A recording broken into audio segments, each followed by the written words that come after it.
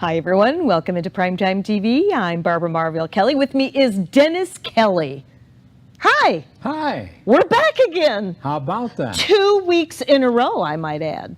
Wow. How about that? I That's know. getting good, isn't it? We have so much to say, getting a lot of questions on what we're doing in our life, how we're doing it, and all that. So we're here to kind of answer those questions.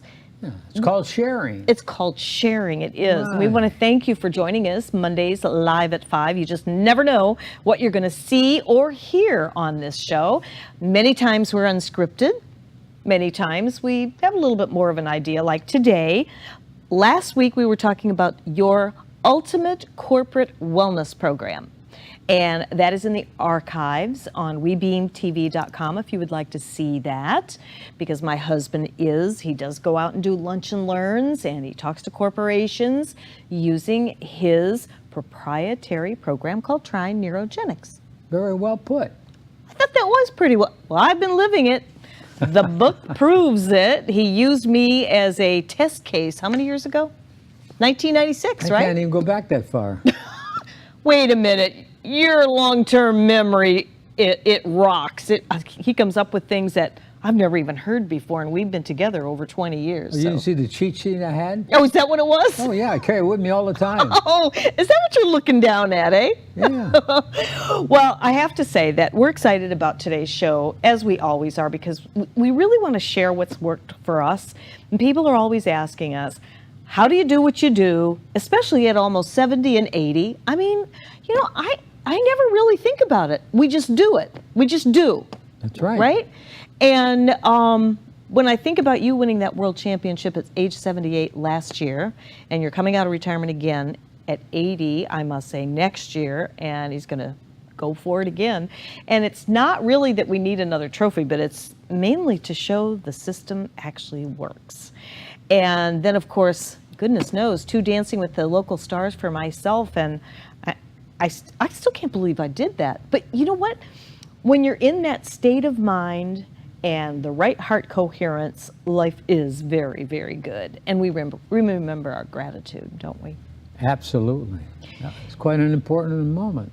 It is, and it really can get you out of a funk at any time if you go to gratitude. And it's easy to do because we have so many things to be grateful for. And today, we kind of want to set this up for what's happiness?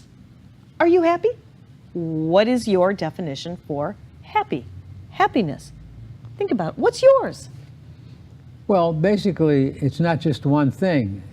The key thing is I learned to be happy in spite of things, not just because of things. I have that memorized. Happiness is in a state of mind where you're accepting the unacceptable. Oh, I haven't heard that one.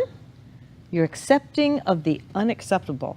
You know, that's Think about that for a minute. That is very profound. Because that gives you a great deal of confidence, the ability to be able to transform things that other people has given up on. That's happiness. And happiness is many different ways. In other words, many different things could be called happiness. That's very good. So backing up to what you said a little earlier, just seconds earlier, why do people give up on things? Why?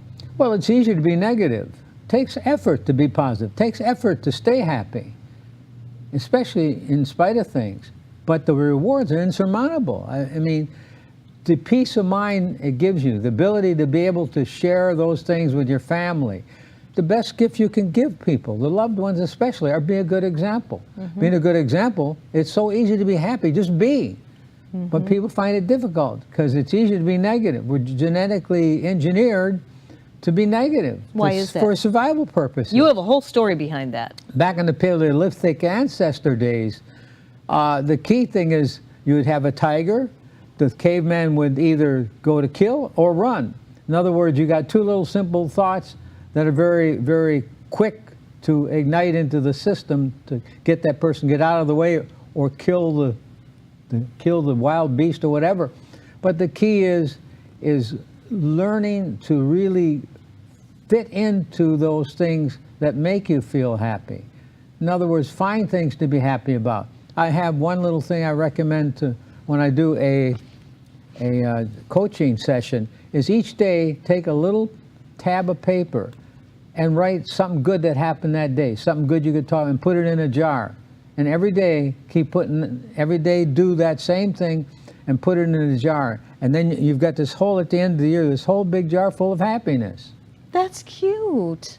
I never heard that one before. Well, I'm sneaking up on you there, kid. You better stay with it. You're coming up with all kinds of things. I have my little pink notebook here with something that I saw on Soundscapes. Do you happen to have Spectrum, formerly Bright House? Well, one of the biggest reasons why we have that is because we love the soundscapes and we love the affirmations that play on soundscapes. And the one that I saw today, it was actually unknown who wrote this. Being happy doesn't mean everything is perfect. Being happy is looking beyond the imperfections. Absolutely. It's hard to do. It is hard to do. There's no such thing as perfect. You always say that perfection is only a direction. And I really believe that. Well, the problem is the school teachers try to get the students to be perfect. The students want the school teacher to be perfect. The pastor wants the congregation to be perfect. The congregation wants the pastor. It's this striving for perfection that is driving people mad. Yeah, yeah. It's not looking for perfection as an end goal, perfection as a direction. But some people don't get it. They feel you have to be perfect to be happy. And you have to, and to be perfect is the only solvent thing they can see to be happy. But you can't strive that. Nobody's perfect. There's no such thing as being perfect. No, there isn't. And you know, when you said that to me, because growing up and trying to do the best I could in school, and I always did get really good grades and everything, but it was never good enough. So I grew up with that whole belief system, and we're going to touch on that after our break when we come back and talking about belief systems and how really critical it is in our lives and how you can change them to suit your needs in a positive way. But now I just already lost the thought that I was going to go back to. Senior moment. We've got a few minutes to talk about that, but we were talking about the whole happiness thing and how our choices reach out into a happiness meter that can go up or down, and the choices on how we think and feel every day. Haven't you said that time and time again? Well, absolutely. You have to have a lot of alternatives so you have better choices, more choices to choose from. But choices are so important because what you choose now as a choice can affect you so much later on. So what is it? Why is it that people will, maybe it's just human nature. Well, I'll be happy when I find the perfect girlfriend, or I'll be happy when I get that shiny new red car. The biggest lie in the world, I'll be happy when. Mm-hmm. See, that's the big problem, the big challenge. Going back to the happiness part, if you look at the 6 steps of thought and use from my book, first step is exercise, then nutrition, then supplements, then psychological profile, and once you do those 5 things, it's easy to be happy. It is easy to be happy because when you start working on yourself from a physical standpoint and get to the gym and get all those good endorphins in the body, well, no matter what you do, and there's no excuses, seriously, by not doing something. Even if you can't walk or run or anything like that, I mean, getting on the bicycle and putting a few miles in. I try to get at least 4.5 miles in on the bike. I'm still trudging along on that, but I feel so much better. So you're doing it, that's what counts. Well, exactly. And when I get back on the dance floor, of course, that's really, really good exercise.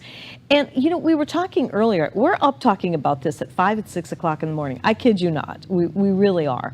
Because there's so many different things that we learn on a regular basis. In fact, we were just talking about my husband's book. You can see all my little pink markers in here on different chapters. Some of the chapters that I never even read, but I have been living. I've been living it, so I know it. But you know how sometimes you just, you know, forget a little bit here and a little bit there. But this is a goldmine of information, and we're going to be updating that and adding all the things that you've learned since then. This went into print in 1996, and since then, my goodness. More things have happened since then than before then. Exactly. That allowed you to come back out of retirement again and again and again and compete in the martial arts, which I know people probably think we're crazy about all that, but it's about a message. It's about a message to get out there to people to take good care of yourself, even in spite of having some of those health challenges that you've faced with. And I have to tell you guys, my husband walks his talk 24/7. It doesn't matter what kind of challenges we are faced with. Yes, we're very happy. We're still very much in love. We'll be married. My goodness, how many years in October? 17 years. 17 years. Wow, time goes by fast. I don't know how you can stand that with me sometimes. I won't go there. I get on my own nerves, trust me. But you know, that's part of the mastery of our essential secrets to life. And that's why we're here to share with you guys, and whenever we can, is to do workshops and seminars to help you raise the bar, right? Just raise the bar of living. Right. So we're going to take a break on that note. We'll be right back.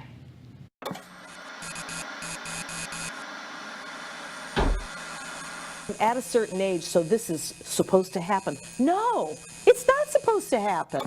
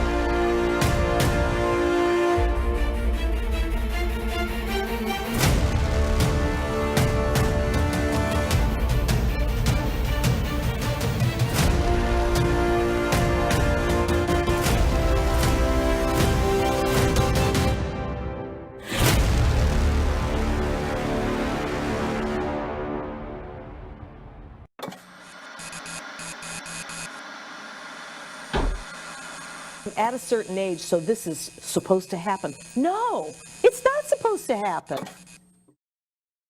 And results are what we're looking for. Hi, Right. We're back. Barbara Marvell Kelly, and with me is Mr., or I should say, Grandmaster Dennis Kelly. He's so humble, he just doesn't know what to say. Right? It's like, oh, geez, there she goes again. Okay, so in this book, The 6 Steps to the Fountain of Youth, that my husband wrote back in 1996, he has this diagram that I want him to really go over with you, because it's going to give you a little, I don't know, sort of an overview on where we're coming from, and really part of our essential secrets on how we live our life on a daily basis. So I'm going to turn it over to you, that whole system, and you can start from the heart. Okay, well, what I'd like you to do is just imagine a big circle, and right at the top of the circle is you have input. Input is information coming from the outside over to you and the inside. So you have the input, over a period of time, forms the belief system. Because eventually what you have input will begin to become a belief when it's circulated enough or used enough. Now, the important thing about the belief system is that it's so important for us to be able to have a good, strong belief system. Anytime you go to do something big or something that's a little bit difficult, it's always important to check your belief system. And once you develop the ability to pick the right belief system or use the advantage of the right belief system, then it really makes, it's the next step. So coming down the circle, you have At the top of the circle, you have input. And then the next coming down on the right side of the circle is your belief system. And the belief system, like I say, is so important if you're going to do anything of great magnitude, anything that you want to accomplish in a positive way. You have to build a good belief system.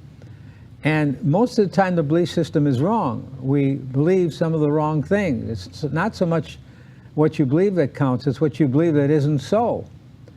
So what happens is that you either have a negative belief system or a positive based on how you're assimilating information from the input. Then what the belief system forms is an attitude. Attitude is your personality that develops from your belief system. Attitude is one of the most important aspects of being successful. You have to have a good attitude to be able to really be truly successful, because that patterns everything that we do, everything that we say, and everything that we believe is encompassed in the attitude, and it shows. Then the attitude develops how we feel. If we have a bad attitude, then we feel poor, feel digressed, or whatever. So the attitude develops the feeling, and the feeling then develops our action. So if we have poor feelings, if our feelings are crippled in a sense, and the wrong area, negative and things like that, then what happens is your action will be suffering. And if the action is suffering, then the attitude takes hold and then even makes things worse. And if you have a bad action, and it goes to the beginning of the circle, the input. The input, if it is a circle that's positive, will be excellent. And if the circle is not positive, then the input will be negative. So it's like a vicious circle. Now reverse that and have a person that learns to control the input, the information, forms a good belief system from the information. Then that belief system forms a good attitude. That attitude in turn develops good feelings. Then we have good feelings which give us action, and the action is usually good. And then the good action actually gives us better results, and then the results actually help our input system. So it's an evolving circle going up the scale of feeling good rather than down the scale of feeling good. So in other words, if I understand you correctly, your thoughts and your programming at the top of this circle, that's right here on the diagram, the more positive that is, and it goes down and around and back up again, and it's more positive down and around. You have to screen the input, because 77% of the people out there are negative. They're walking around with negative attitudes. You've got negative on the TV, negative. Newspapers don't sell unless it's negative. So what you have to do is you have to really learn how to screen that out and use appreciation and gratitude in your own life to be able to take that information and utilize it and find the gold, find the silver lining in the dark cloud. Because for every negative thing, there's a positive. That's true. That's it's true. the yin and the yang. That's true. And what happens when we have those negative thoughts to our system and our heart, our frequency? What happens? Well, what happens is it sends good chemicals into the body, bad chemicals I meant to say. It sends good bad hormones in the body, the fight or flight hormones that actually, because of the fact it's not a fight or a flight, it has the same results as a fight or flight. The negative, the stress, actually causes so many diseases and things that it's beyond your imagination how one angry thought held for 5 minutes or more can lower your immune system for a whole day.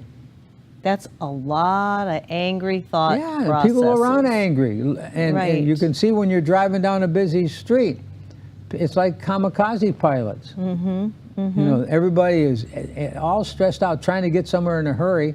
And when they get there, half the time nothing has changed, and they got all this stress that they accumulated, you know, on the way there. You know, that there's so much to be said for that, and there are. I think today there's more people stressed because of all the concept changes, right? Right. With all the electronic devices that give us so many different options, and you can always tell when somebody's texting and driving, especially in the far left lane, going really slow, almost to a stop. I'm going, really? And I'll get around them, and sure enough, there they are. Right. I guess they figure they can drive and text if they have their phone like right up here. I don't get that. And it just causes so much all the way around, and you figure all those people doing all this and that, and it just adds more accidents. I just wonder what the statistics are about people that are texting and even talking on the phone.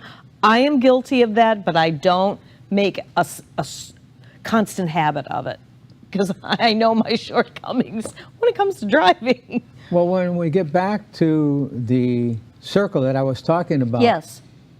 there is a way to beat the system. Oh, good. How? Yes, because what happens is our belief system and our attitude that actually determines upon how we feel, we're more subject to what's happening in our body, the natural instinct to think of the negative. It's for survival purpose. The amygdala is part of the brain, actually restores all the bad memories. So when something happens that's negative, the amygdala pops up and affects the chemicals that go in the body. The key is learning how to bypass the amygdala. Now, most people don't know how to do that. It's really not that hard to explain. It's just difficult to do it because it takes practice like anything else. Is when you have a negative thought, rather than letting it go to the belief system and the attitude, because they could be wrong, then you go right straight to the heart. Right straight to the heart, and because there is now discovered a brain in the heart, so you go right straight to the heart, bypass the belief system and attitude, because the heart is 100% accurate. Mm-hmm. The heart never lies once you learn how to use the heart. It connects with the neurocortex of the brain with a thing called atrial peptide. I had a senior moment there. Anyway, it'll come to me later. The continued seeding moment. Afferent neural pathway. There you go. There I got. Afferent neural pathway communicates with the brain. So when you go directly to the heart, actually like you're talking to the heart, give me an answer to this challenge really quick. Then the heart will give you the right answer with the right practice in doing it. So you're not slave to the belief system, you're not slave to the attitude, and then you have good feelings coming from the heart. So the good feelings from the heart then actually cause a better action. Better action creates better results. Then it goes to the feedback system. The input coming in is good input coming from yourself. And that increases our belief system in a positive way, then eventually makes a better attitude. It's not hard to understand, just hard to take the time to change the rewiring in our brain. Right. I think a lot of people, I shouldn't say most people, but there's a lot of people that are resistant to change. And so that's going to take time and they're going to have to figure it out. But once you do, don't you find that once you start using the heart to make your decisions, that it becomes easier? And you build that trust relationship with the heart. It's always right. Right. Well, the heart has 60 times more bioelectricity than the brain does. It has 5,000 higher frequency level than the brain. Really? Yeah. And the heart has a lot of wisdom in it. It's connecting with the right hand of God, as I like to put it. And then that feeling you get in the abdominal area, that's God's answering the phone call. Mm-hmm. It's like a phone call to God. Mm-hmm. Absolutely. You were saying, we were talking over coffee yesterday or today about the ancients. The ancients used the heart. Yeah, way back when. The Japanese have Kakura and Satora. They have the heart, the physical heart, and then the spiritual heart. So they have two names for it. That goes back centuries, how they knew this back then. And the thing is, it's sort of like it never took hold in modern day society. We got too many things going, too many concept changes to really rely on some of the things that worked thousands of years. And on that note, speaking of the sort of wisdom of the ages, now I can't find that picture of that brain, that wonderful picture of this brain in here. You refer to something, I had an aha moment about this revelation, because like I said before, I still haven't read the last few chapters of my husband's book. The whole brain, that fascinated me today. And what you were saying in here is one of the reasons why martial artists, okay? A very, very interesting group of people we are. But what if you can explain that whole brain thinking and how martial artists are able to have that extra sensory perception in the Dantian area? Well, in a true martial artist, not a dime store martial artist where they bought their black book. But I'm talking about the ones that I have hung out with and that I respect. The key to that is learning to be able to focus. Well, the attention is the super weapon of the super warrior, and attention develops concentration. Concentration helps develop spiritual power, and spiritual power is mightiest force in existence. So the key is you practice, you learn to focus on an object, and try to see how long you can focus on an object. It's a sense of meditation, and a lot of the martial artists that they don't talk about it, but one of the systems, and there's many, is take a candle and light a candle and sit there in the dark and stare at the candle and see how long you can stare at the candle before you start talking to yourself. What? You see how long you can stare at the candle, the flame on the candle. Look at the flame and see how long you can focus on that flame without getting internal conversation. Oh, kind of like sometimes when we pray and we kind of get sidetracked? Yeah, and it's very powerful over a period of time. It's just one way. There's many different ways. But in martial arts, we'll learn how to focus. And how they do that is through their katas, too. Because when you do a kata, a form, that has to be 100%. It takes a tremendous amount of focus. Hold that thought. We're going to take a brief little time out. When we come back, we'll give you some more good stuff here on Primetime TV.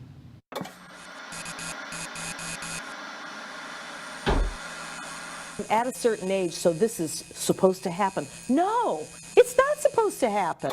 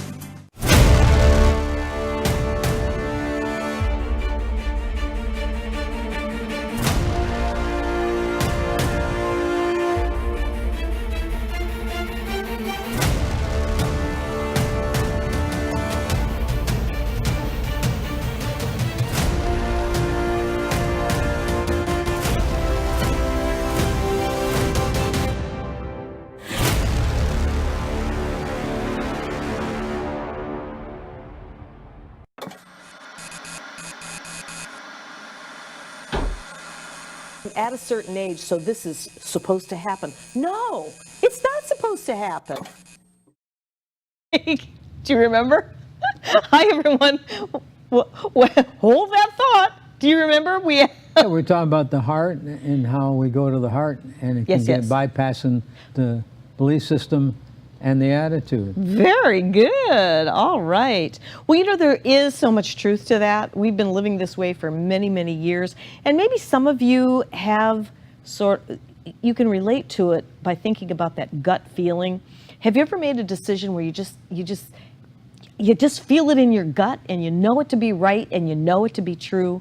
Well, there's a reason for that. And after my husband went to HeartMath Institute and became certified as a peak performance coach, it all came together. When you explained that with the brain in the gut, the brain in the brain, and all that, and they're all interconnected.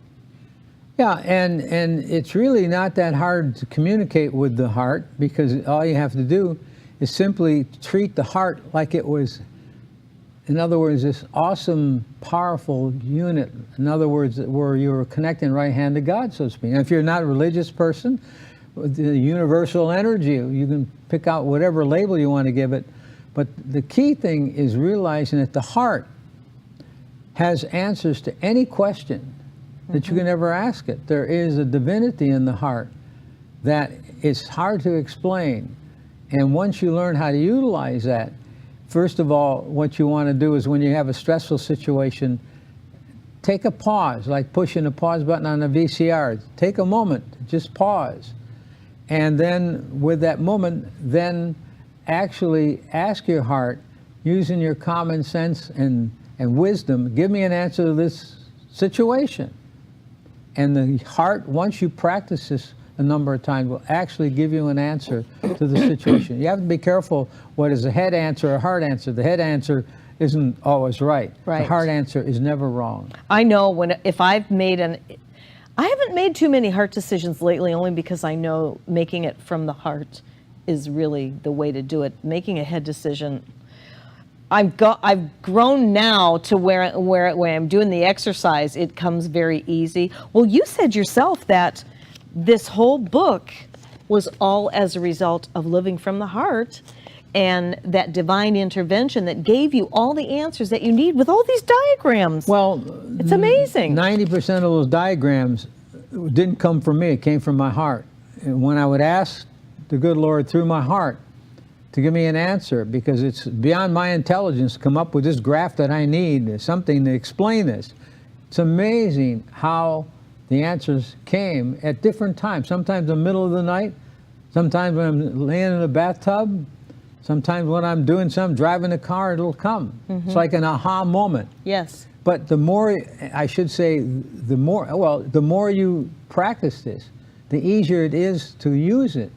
And it's not in other words, it's not 100% all knowledge, and in other words, not 100% accurate. It's about 95%, because there's always a little room for error there, where it's maybe a head feedback rather than the heart. But most of the time you'll get the right answer. And I would recommend practice this on small things, not big things. Then when the big decision comes, you can use the heart, and in most cases you will get the right decision. Just think about that.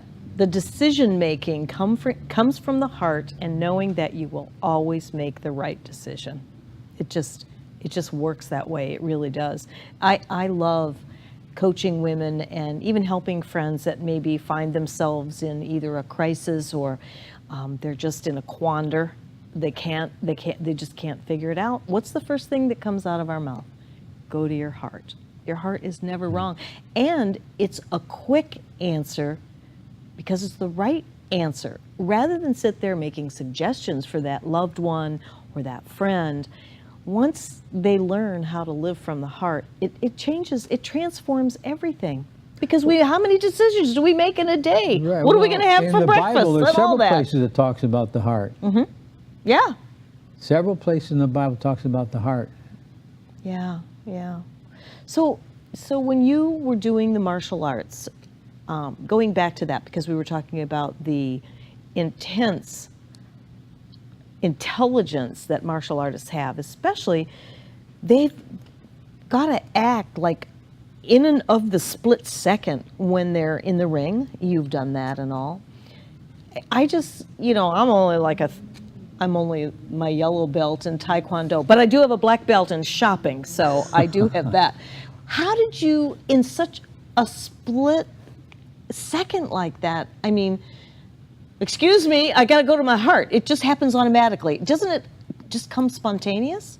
Yeah, basically you get to the point where you don't even have to really mention it to yourself. You do it automatically. Mm-hmm. You just automatically, without even hesitating, you go to the heart. Yeah.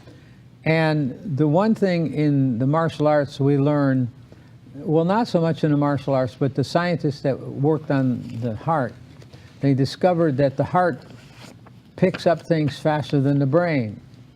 They did research on that. And the heart actually is clairvoyant in a sense. They did research with several different individuals. They hooked them up with EEG machines, EKG machines, all the most sophisticated biofeedback equipment in the world. and they wanted to see what responded first, the brain or the heart, to information. If it was a bad, horrible wreck scene, would the brain show up on the screen first or would the heart? When they did this research, this group of scientists got together. When they did this research, it blew their minds. They said, no, this can't be true. They checked equipment. They couldn't believe it. What happened is when they were ready to show a scene, the heart would respond second or so before the brain. In other words, they would respond before the picture even got up on the screen. That is wild. So the heart was actually clairvoyant to an extent. It was a nanosecond, basically. But just that split second, the heart registered the scene or the results of the scene up on the screen before the brain did. And we call that inclusion in the martial arts. When we're in the ring, we know what the person's going to do before they do it. That takes years of practice, but it works. And you have to be in perfect balance to do that. That particular day, even though you're aware of that, you may not be able to do it because you're not that day perfectly balanced. I'm glad that you brought that up because that is one of our key essential ingredients is balance. And that is probably one of the most challenging things that we have to overcome is imbalance. Balancing the scales is really balancing the scales. Right. And you know what brought that up to me is I was talking to my son, John. John, God love him. And he's really learning over time. You know, he just turned 40. And he came up with it. He's mentioned it several times to me because he's going fishing and he's doing this and he's doing that. And he doesn't care if he catches anything or not. He's just living in and of the moment. And I'm so proud of him for that. Sometimes it takes a little while to take time for yourself. And he just keeps telling me, it's balance. It's balance. And that's what he's doing. He's balancing work with play, with relaxation. And that's because we dripped on him for so many years without him realizing it. You know, you have kids, you have grandkids, and it's up to us to set that really good example for our family, right? We say that Absolutely. all the time. And by doing that, I call it dripping on them. They pick up on it. If we don't set a good example for our children in generations, who's going to?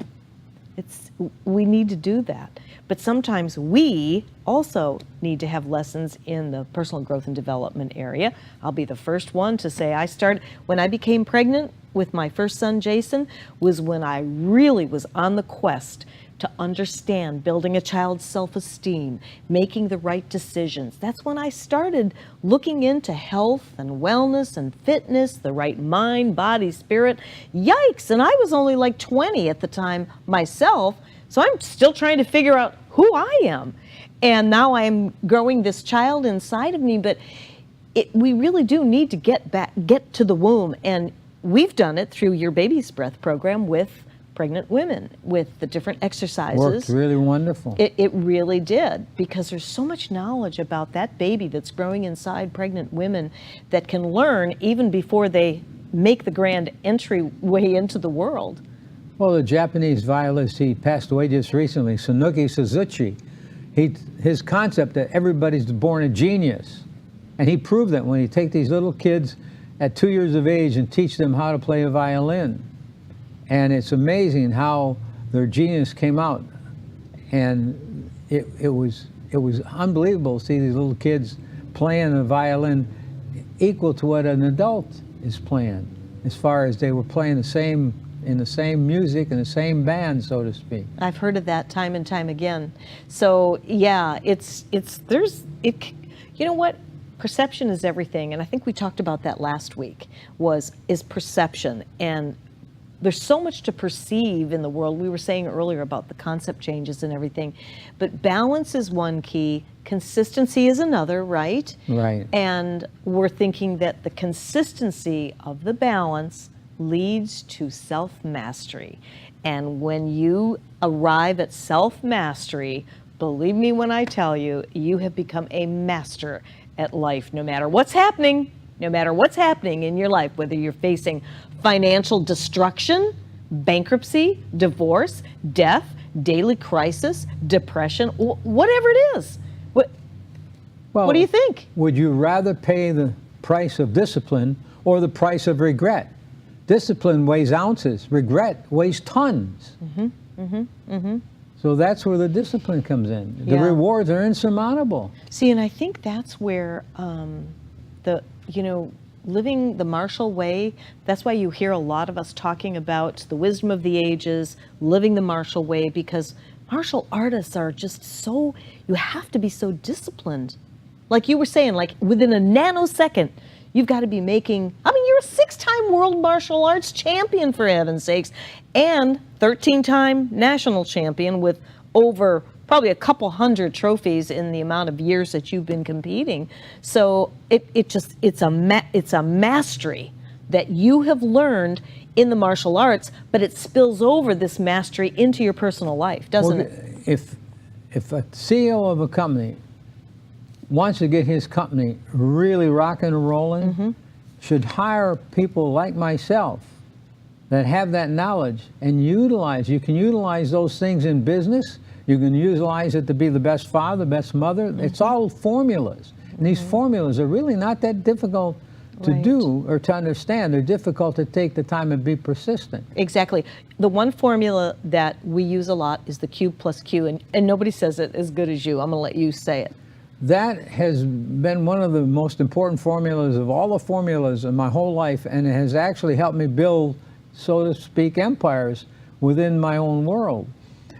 Q plus Q times S equals the amount of success. The quality of our service plus the quantity of our service times the spirit and harmony of that service give the results, the success of it. In other words, the most important thing about improving your quality, improving your quantity, and times the factor, the spirit and harmony is accomplished at a high level.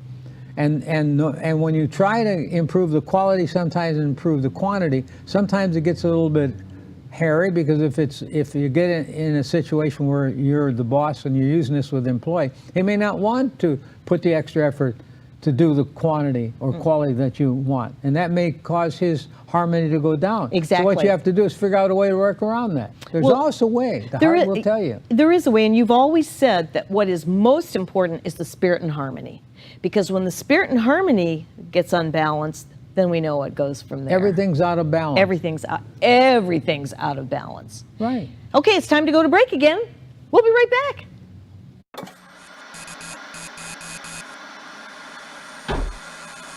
At a certain age, so this is supposed to happen. No, it's not supposed to happen.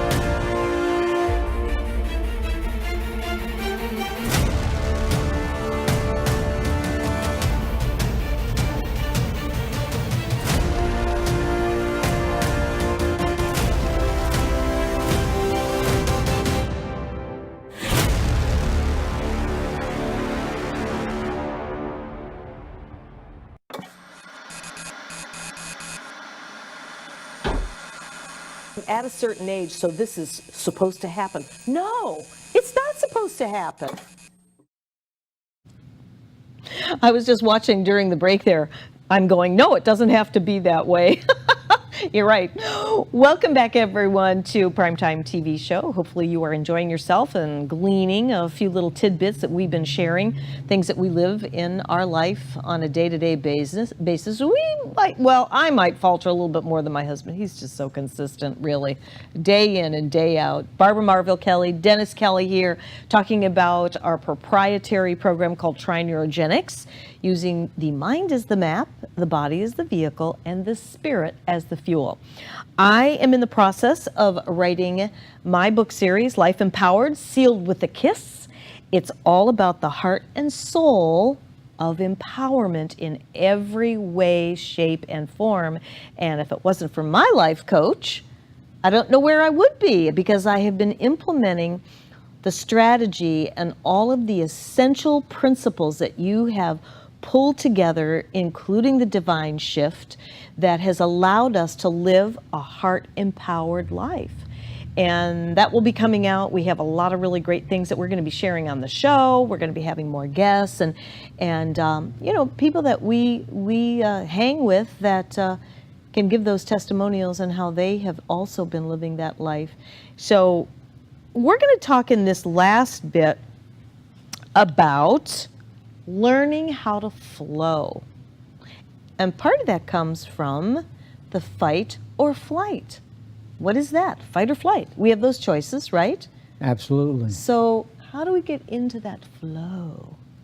Well, first of all, how we breathe is important. Sometimes just taking a couple deep breaths will solve the challenge as far as being able to get you to going from rigid to flowing. And obviously we don't want to fight. Obviously we don't want to run from a situation. So the important thing is learning how to breathe is one thing. Also going to your heart at the same time, like you're breathing from your heart. And that's easy to do if you really think about it. If I was to tell you right now, breathe through your big toe, put your attention to the big toe, you can imagine you're breathing from the toe on up. So when you talk about the heart, you're actually talking about a mechanism that will put out good hormones and actually give you good feedback. And that's how you basically, one of the quick ways to learn how to flow is by being able to go to the heart and be able to keep away from negative hormones going in the body, the fight or flight chemicals. That's right. the problem. That's right. You have everything is hormonal, electric. In other words, our whole bodies run through electric current. Our whole bodies run through hormones, chemical, and electrical part of the body. So when we combine the chemical and the electric part of the body in a positive way, exactly, and we get positive results. We reach a state of imperturbability. The Chinese call it Wu Wei. Wu Wei. Wu Wei. And define the that. The ultimate human. And define that for us. Yeah, the ultimate human is one that can, at will, reach that state of consciousness that is beneficial and desirable for any given circumstance. In other words, being able to use your emotions, picking the right emotion for the right situation. So you need emotion, a little emotion probably of being a little angry to get somebody to get up off their butt. So you use that emotion. It's not you really are involved in the anger, you're acting the part of being angry.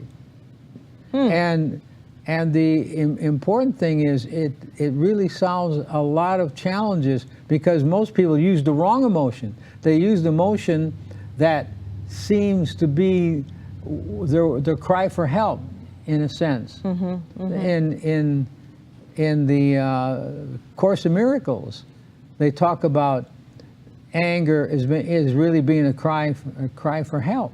So when you want to flow, you learn how to do those steps that I just talked about. And those exercise steps allow you to flow. And it's so much easier to flow with what's going on than going berserk, psycho-like. Well, it's easier from one standpoint, but then another standpoint, most people, they don't know, aren't born with a manual. They don't know this. That's it. And you'd have to go through sometimes 1,000 books to be able to put all the pieces together. Right. Well, when we were talking about living a heart-centered life, in the beginning when you were teaching me and coaching me how to do that, I'll be honest with you, it was a challenge at first. It came a little easier over time. I think maybe, I don't know, within a week or two, I wasn't able to master it yet because I was still questioning myself You know, we do that. I was questioning, is it the head or is it the heart? Well, I really want that red dress, but it's kind of pricey. So my mind and my heart were kind of like in conflict with one another, but the heart usually wins. So it's just a matter of practice, like anything. It's like going to the gym and learning the routine. You want to drop a few pounds and watching, you know, what push off at the table. You want to watch what you're going to eat and everything. So it's just a matter of setting that example, building the habit for how many days? 21 days? 7 days. It's 21. Oh, you're talking about, I thought I was talking about the 21 days Yes, 21. to break a habit. Yeah. What was the 7-day you were thinking? I was thinking the 7-day thing, get rid of anger. You know, with the rubber band. Oh, yeah, let's tell that, because I know we're getting ready to close the show. If you have not been with us before, you may not have heard about the rubber band technique, and that is very cool. We've got 5 minutes, so plenty of time for you to explain this. Rubber band could save your life. It's wear true. a rubber band around your wrist, and every time you have an angry thought, a worry thought, or anything that's negative, you've got 2 minutes to replace that with a caring, loving thought. So you snap the rubber band to get you from emotional to logical, because you felt the pain a little bit of the snapped rubber band. So that sort of jars you into the part where now you can take and find something to replace that angry thought or worry thought that's positive. It's just like you can't take a dove on a fence post and change it into a hawk. You have to replace the dove with the hawk. You can't change the dove. So the same thing, it's hard to take and change a negative thought. You just can't do it. And once you go past 5 minutes, then you're putting all those bad chemicals in the body, you're lowering your immune system, and you're on your path to a premature death over a period of time. So basically, I think what you're also trying to say is if we don't go past 2 minutes, we got 2 minutes, You right? got 7 days. For 7 days. The game is this. You got 7 days to where you never go past the 2 minutes. In other words, an angry thought, snap the rubber band. You got 2 minutes to replace that with a caring, loving thought. So the deal is go 7 days where you don't go past the 2 minutes, and believe me, your life will never be the same. It really does work. And then from then on, you never want to be negative for more than 2 minutes, because you're in complete control of your life. Probably with most people, for the first time in their life, they are complete control of something that's of that kind of substance. And we can do it. We did it. We did it. Absolutely. And so during that 2 minutes, can we scream and holler and punch the pillow and all that kind of stuff? No, because you got to be thinking about what you're going to replace it with. Exactly. I just had to ask that. I know, you're testing me, weren't you? Yeah, that was a test. Give me those tests once in a while. Yeah, you have to think about something positive that you're going to replace that with. Yeah, and have it already pre-planned. You have these, say, on a shelf, you have all these different types of things that, like, you get the warm, fuzzy feeling when you think of your pet. Like when I think of my little Yorkies, I get this warm, fuzzy feeling. So I can use that. That would be my replacement of the angry thought. Easy. Or think about my beautiful wife. I'm just one of the dogs. I'm sure I put the dogs first. I'm one of the dogs. I'm with the class of the So no. anyway, have those, it's true. Have those ready to go, so you don't have to stop and think about them. They're right there. And then those thoughts has a chemical reaction. Just so you know, this has been documented through HeartMath Institute, where it changes the frequency and changes the chemicals in the system so that you don't go into that 5, 6, 7 hours. Well, every thought is a frequency, and the key is to raise the frequency of the positive and lower the frequency of the negative, because the frequency is what spells out disaster or excitement. Exactly. Well, I tell you, this has been, I love doing these shows and giving our little secrets away here and there, but there's a whole lot more. And hopefully we have maybe made a difference in your life today. That's what we're out here for. It's actually our purpose, our mission, it's our passion. And we are going to continue to do this and share with you whenever we can. I hope you'll be able to tune in when you can on webeamtv.com. And we do have other shows that we offer here at Tampa Bay Multimedia, and it's very exciting to have this opportunity to come out and share what we've been doing. We have a few secrets tucked away. My husband has many updated things from this book that he wrote way back in 1996. I mean, the funny thing about it is we can't say that this book is outdated, because it's not. No. This is basics. The 6 Steps to the Fountain of Youth. You have it. inside you right now. If you'd like to get it, you can always navigate on dennis-kelly.com. We have the books there. We are down to what, the last, I think, 3 or 4 boxes right now. But it really does become a manual. Everybody has really given us a lot of accolades. They're going to over be the collector years. items soon. You think? Yeah. Oh, maybe they'll be worth some money then. What about the signed copies? Just messing with you. Well, the next one will be coming out. My husband's writing Champion, the Champion Within, and that is not just for martial arts champions or athletes or sport enthusiasts. It's for anyone. So they all your philosophies just really apply to everything, and I personally thank you. You're welcome. Yeah. Thank you for inviting me. Yeah. Should we have him back again? I think so. We will.